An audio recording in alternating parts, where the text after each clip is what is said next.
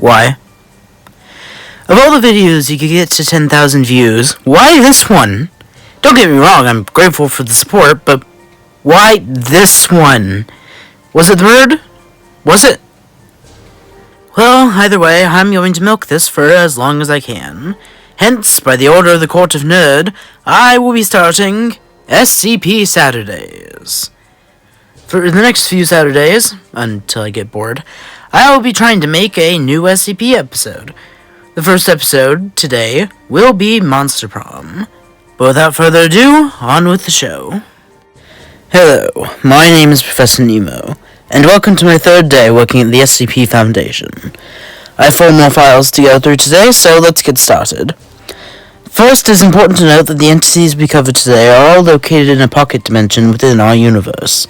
One populated entirely by anomalous creatures that resemble pop culture and folkloric monsters from our world, and function very loosely in terms of morality.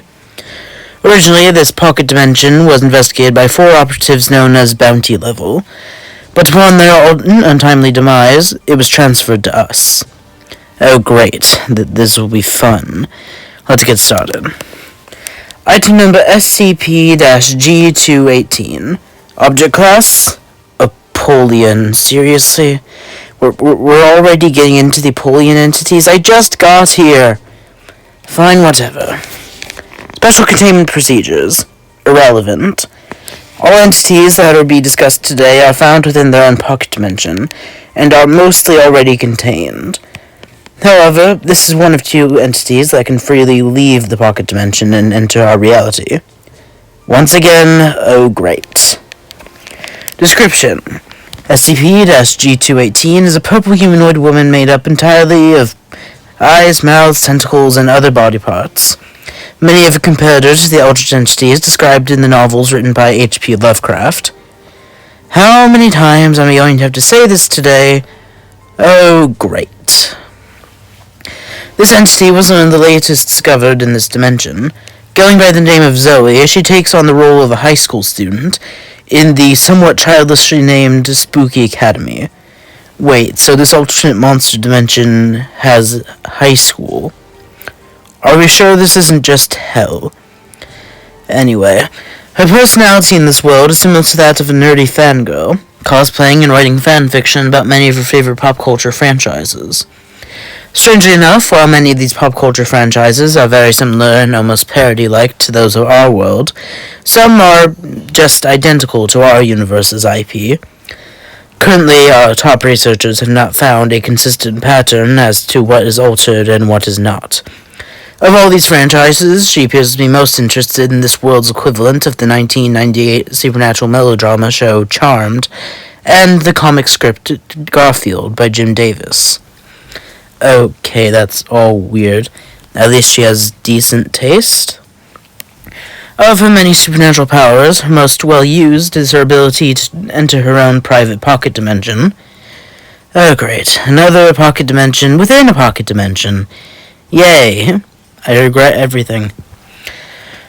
Concerningly, this pocket dimension has the side effect of causing unending madness to any entity, besides SCP-G218, that enters it. However, we have found that a combination of blueberry and granola, foods that are believed to boost brain activity, can help avert these effects. That makes no sense whatsoever. I'm done. Let's move on.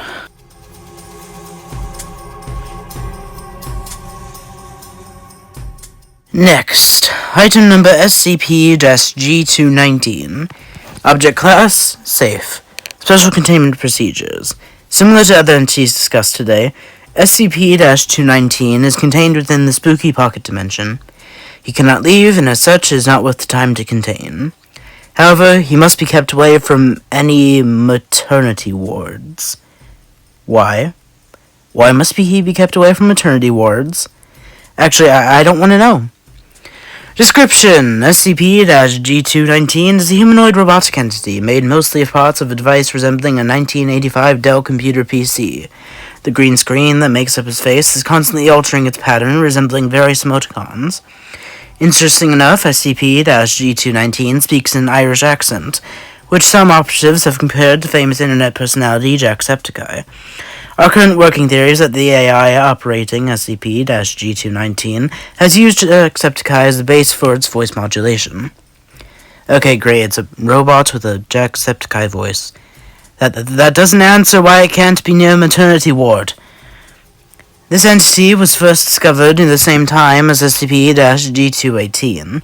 From bits of conversation our operatives have overheard, we discovered that SCP-G219, also known as Calculuster, was once a library computer that somehow managed to achieve sentience.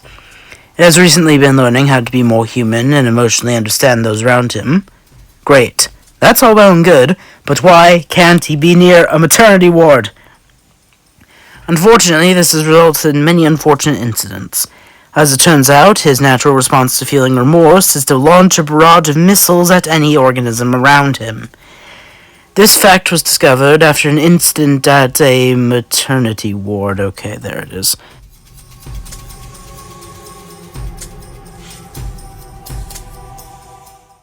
Okay, these have been horrible so far. Let's just continue. Item number SCP-G225. Object class, safe. Special containment procedures. Identical to SCP-G219. Minus the maternity ward stuff, of course. Sorry, I should move on. Description. SCP-G225 appears as a humanoid slime-based entity. The slime is mildly acidic and is blue-green in color. The entity also has a human skull, rib cage, and heart inside of its body, though debates go on as to whether or not these actually belong to the entity. What? What do you mean the bones might not actually belong to the entity? What are the implications? Never mind. I'm sure I'll learn and regret later. Additionally, a steel knife is seen protruding from the entity's skull. This entity is also seen wearing a red and yellow Hawaiian button-down shirt, black athletic shorts, and black sandals. This entity was once one of the more recently discovered entities at an event known as Monster Prom. This is an event similar to our own world's Comic-Con, where fans of pop culture franchises gather to cosplay, buy overpriced merchandise, and wait in insanely long lines to receive autographs from celebrities. Okay, someone's bitter much. Of all the entities that have been discovered during this event, SCP-G225 seems to be the kindest and most light-hearted. Currently, there are debates among our researchers regarding what to call this creature. Obviously, we know that it is a slime of some kind. However, some have debated that the creature is more akin to a humanoid version of a gelatinous cube, a creature found in the tabletop role-playing game Dungeons & Dragons. These creatures in-game are large cubes of slime that absorb and disintegrate anything that they touch. Notably, their acid cannot disintegrate metal or bones, which, as the description has stated, are most of what make up the entity. As such, we likely believe that these bones are not its own. Oh, that is dark. I'm going to puke really quick.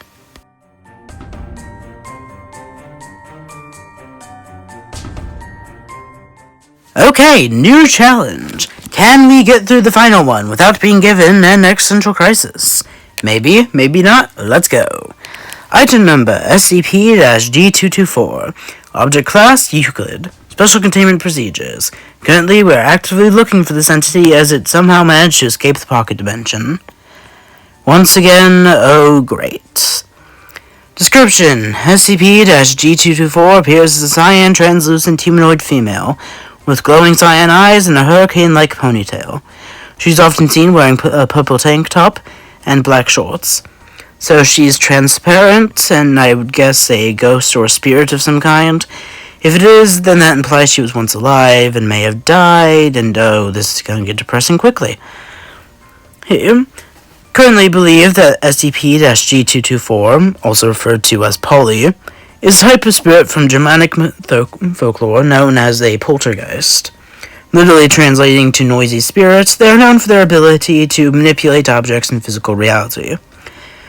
So, are you assuming that because of the name, or... it doesn't matter. This entity was first discovered in the same spooky academy as the previously mentioned entities. She is the school's stereotypical Valley Girl party animal, often throwing massive parties in the middle of the school day. However, after some psychological profiling on this entity, we now believe that this chaotic and fun personality is merely a facade to hide some inner trauma. Oh, great. Here's where the existential crisis comes in. One of this entity's constant jokes is saying that is how I died, to any given dangerous situation. However, we have recently discovered that she actually met her end when her father was driving drunk, getting into a car crash, and killing her. That is sufficiently depressing. SCP-G223 is also known for pulling pranks on her fellow students and teachers. Along with a lycanthrope-like entity known as Scott, this entity, Scott, was also influential in the most recent update regarding SCP-224. Polly, Scott, and an undercover operative that we placed in the Pocket Dimension all went on a road trip through a random desert. At first, this trip was going well, with the three occasionally stopping at motels, crashing funerals, and occasionally giving relationship advice. However, 10 weeks into the road trip, something began to go wrong. Similar events began repeating themselves, video game-like glitches began appearing everywhere, and the environment itself seemingly began mocking SCP-224. Most concerningly, glowing white fissures began appearing in the sky, threatening to end the entire dimension. Eventually, it was revealed that they could stop their issues by simply ending the road trip. The three did this. However, SCP-G224 had an idea. Apparently, SCP-G224 had some kind of existential crisis, and wanted to see what the world beyond hers was like. So she jumped into one of the fissures, which we now believe gave her access to our world. Some sightings have appeared here and there, but we still have not captured her. So great. Now we have some depressed teenage ghost girl running around. Honestly, good for her. I'm glad she's out there living a life. Oh, I was sympathetic to an entity. Now you're going to... Hello, my name is Professor Nemo, and welcome to my third day working at the...